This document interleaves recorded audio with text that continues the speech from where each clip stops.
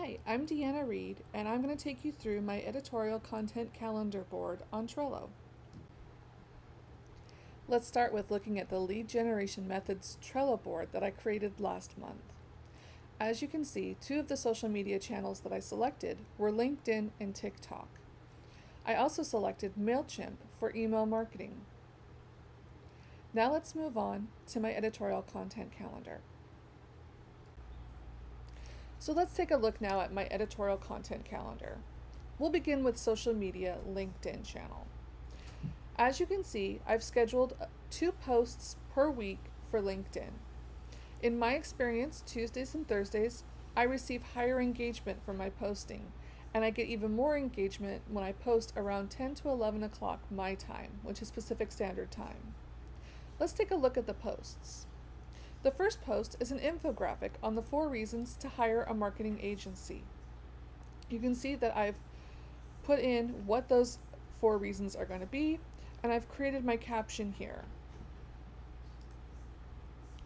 The next post is an animated post talking about an overwhelmed team.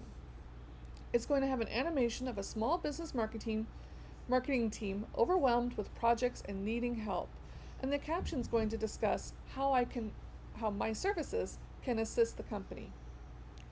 The following week, I have a static post on what is human marketing. This is going to be a high-level overview of human marketing, and in here I've put in what the image needs to invoke. The last post for that week is an animated post on pure power. This is going to be a post discussing the concept of social proof and how it can help increase engagement, leads, and sales. The animation is going to be created in Canva, and I've put in a couple of ideas that I'm thinking of for that image. The final week, I have a static post on color codes, and I've put in some information here on how I want that to look, as well as what the caption should include. The final post is an infographic on the 3 top reasons why we click like. So I've put in those 3 reasons. I'm going to be creating the infographic in Canva, and I've started my idea on what I want the caption to be. All of these posts are aimed at business professionals and helping them to correlate the experiences that they go through with my ability to provide services for that. Let's move on to email marketing, which I'll be doing through MailChimp. Now, email is a little bit different. It's going to my audience's mailbox, and it requires at least one action from them. It could be as small as deleting the email without reading it, or it could be as advanced as opening it several times, reading it, printing it, saving it, or even forwarding it to somebody else. But it always requires at least one action. They can't just scroll past it. So I'm much more respectful of my audience's time when I'm sending an email, and I'm very careful to not send too many emails. As you can see on my calendar, I've only scheduled 4 emails, and they're not all going to the same people. Let's look at the first email. It's a monthly newsletter that's only going to those users who have signed up for my newsletter. Now, this could be competition, it could be clients, it could be prospects. There's a variety of different people that it can go to. For my newsletter, I've put in what information would be included in the newsletter, and since I've already created this piece of content, I've actually added images of it so that when I go back and refer to this later, or if any of my team is looking at it, they can see exactly where we're moving with this. The next campaign is for the first week of the month, and it's a drip campaign. Now, this is only going to prospects. This could be leads that I've received off of the website, leads that I've gone and researched and found on my own, or from trade shows. Regardless, this is not for current clients. This is only for prospects who have never purchased from us before. So the first email in the campaign is kind of an intro email. It's got a brief intro that's no more than 2 sentences, a comical icebreaker, one benefit of our service, what they can expect from the upcoming emails in the campaign, a link to our landing page with the introductory offer, and then a professional closing. The next email goes to anybody on our distribution list, but normally this would be clients, not prospects. This is called a fast fact email, and basically they're emails that are very short emails sent to our general emailing list. They include one fast fact about marketing and are intended to inform and build brand authority. So this particular email is called Matters of the Font, and it's going to be discussing how different fonts are interpreted and viewed by an audience. We'll be using different fonts within the email to visually demonstrate. And some of the fonts we're going to be talking about are when you bold, or script fonts, decorative fonts, and handwriting fonts. Finally, the last email that I have scheduled is the second email in our drip campaign. This is sent 2 weeks after the initial one, and it will have a brief refresh intro, another comical icebreaker, one social proof of our marketing service, and how this can benefit the reader that we're sending it to. Then we'll again offer the introductory offer and have a closing. And that's it for our email. Let's take a look at our social media TikTok channel. Now, TikTok is still fairly new to me, so I don't quite yet know how frequently I should be posting to get the maximum amount of engagement. So what we've done is we've created 3 weeks as a trial. We're going to base it off of what we use on LinkedIn and then adjust after the 3 weeks to determine whether we should be posting more frequently or less frequently, and whether the days and times need to be adjusted as well. So the first post is a video post on limited time offer, which is basically discussing the use of time sensitivity in marketing materials and how this subconsciously engages the audience. So this is one of the videos that we'll be using to kind of create knowledge authority and establish ourselves as experts in this industry. The next post is a point of view post on overworked small business marketing department. So it shows a point of view of a small business marketing department that has too many projects and not enough time. It's going to be staged as real footage, but it's not going to seem very professional. It's going to seem much more casual. The next post is How Does It Feel?, which is regarding the use of emotion in marketing materials and how making the audience feel emotion can increase engagement and brand awareness. So this is going to be created in Canva, but using screenshot and picture examples of real-world examples. The next post is a video post, another point of view, using an agency, not using an agency. So it's going to discuss the benefits of using an agency and the benefits of not using an agency. It's going to be the compare and contrast. The next video is a post on the power of the people, which is talking again about social proof in marketing materials and how this subconsciously engages the audience.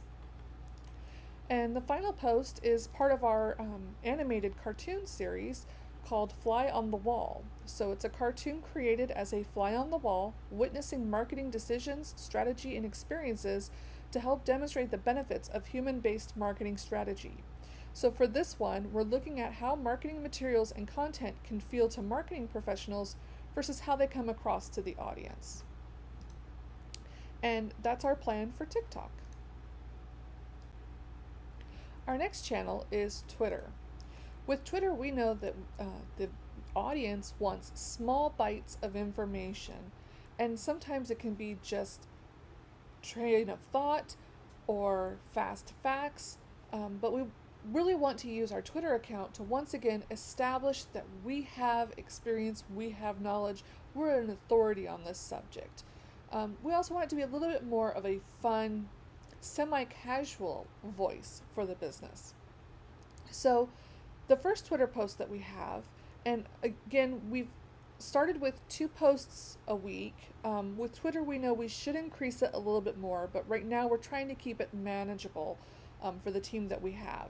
As we're able to create additional tweets, we will be increasing this. Generally, we'd like to be up to at least 1 Twitter post each weekday, so 5 a week. But for right now, we're starting out with 2 a week because it's manageable and it's enough to at least get us into people's feeds at least twice a week, get us in front of different eyes.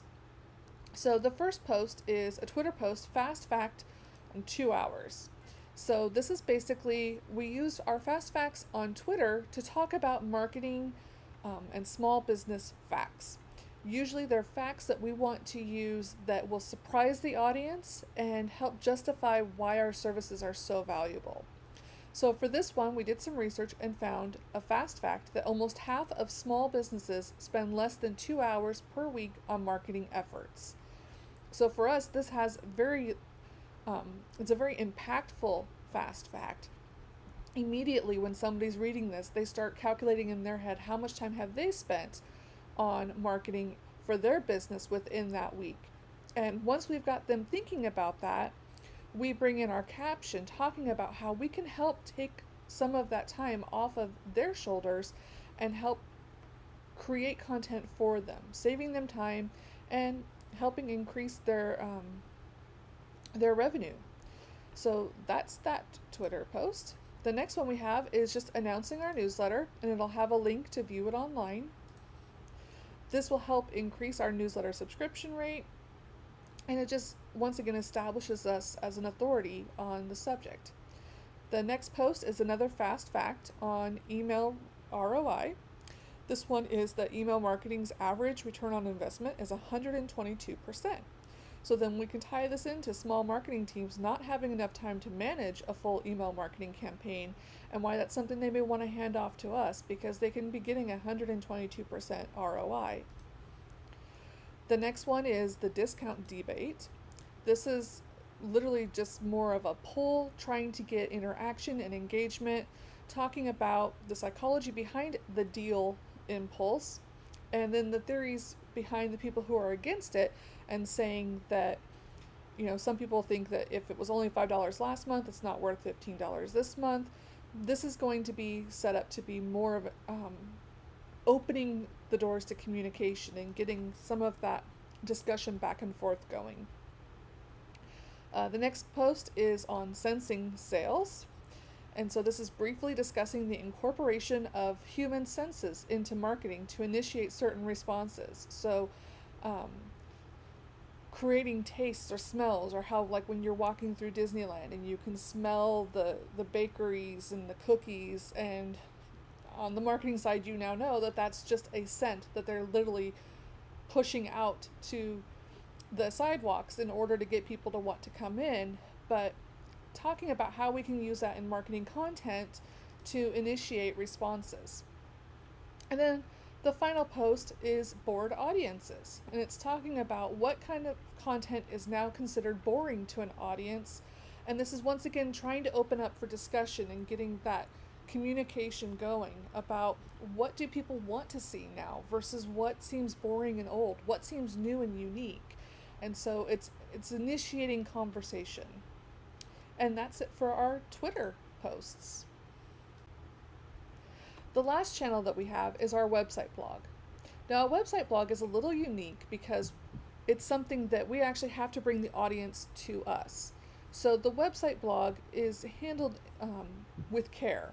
We're going to make sure that we're only posting very intriguing, informative blog posts, things that will really draw the audience. They want to come and check out what we've got because it's provided them value in the past.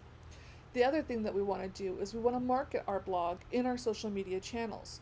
So once we've uploaded a blog post, we always want to post about it on all of our social media channels, letting people know that that post is now live and they can go back to the website and view that blog post. So looking at the blog posts, we have two for this month. The first one is human marketing from the customer perspective. And this is basically going to be talking about how the experience is different for a customer when the company is using human marketing versus when a company is focused so intently on their KPIs and their goals and their messaging that they're just kind of pushing a message out without really thinking about what the customer wants to see. So it's a contrast view. The second post is the 3 tenets of human marketing. So this is kind of helping people to understand what it is that we do, what motivates us, what moves us, and what are we looking at every time we sit down to create marketing content. And so we have here the three tenets: to respect the customer's attention, emotion before logic, and to make it personal. And so the blog will be written about this. Our blog posts are going to be about 800 words. And then for both posts, I have kind of here what the key elements need to include so that we always have a reminder going back, and whenever our team or whoever looks at this, we always know exactly what we have to have in our blog posts. So that is the website, blog, channel. Now let's go ahead and let's look at the calendar. Finally, this is our editorial content calendar set up in a calendar view. As you can see, I've gone in, and for ease of use for myself and for the rest of the team, I've color coded each piece of content. I know that blue is for LinkedIn, purple is for emails, orange is for Twitter, red is for TikTok, and green is for blog posts. I've also added a yellow stripe for anything that requires video creation, including regular video or animation. As you can see, we have a fairly full content calendar, but it could be a little deceiving. One of our core tenets is to respect the customer's attention, and we teach that to our clients, but we also need to practice it in-house as well. And so as you look at this, you can see that while there's a lot of information going out, it's not all going to the same channel where the same audience is going to see it over and over and over again. We're respectful of their attention, and we're giving our information out in little tidbits, digestible pieces on a frequent basis, but not an over and over and over again. So as you can see, we have LinkedIn posts twice a week. We put a day in between as like a little refresher. We don't do too much on Mondays because that's generally when people are coming back from the weekend and they're overwhelmed and inundated with emails and meetings and catching up. Social media is not at the top of their list, and they're going to be more likely to scan through your email and not really read it because they're trying to read all of the other emails they received over the weekend. It's a day that we kind of give them to catch up. And then Tuesday through Friday is when we do our marketing material and our promotion. You can see that Tuesdays and Thursdays right now are our busiest days for social media, and that's simply because of my past experience, but it doesn't mean that it's always going to be this way. We'll keep an eye on it and we'll analyze it, and if we see that there's higher engagement by changing the date, then we'll change the date. It's always flexible, it's always adjustable, and we work with what works for our audience. But this is our calendar, and you can actually see if you scroll through here, there's several posts. But it's been built this way to basically establish us as an industry expert. We know what we're talking about, we know what we're doing, and all of our content is designed to not only demonstrate our knowledge and abilities, but to get prospects and clients excited about it and want to be a part of it. So that's the end of my presentation. Thank you so much.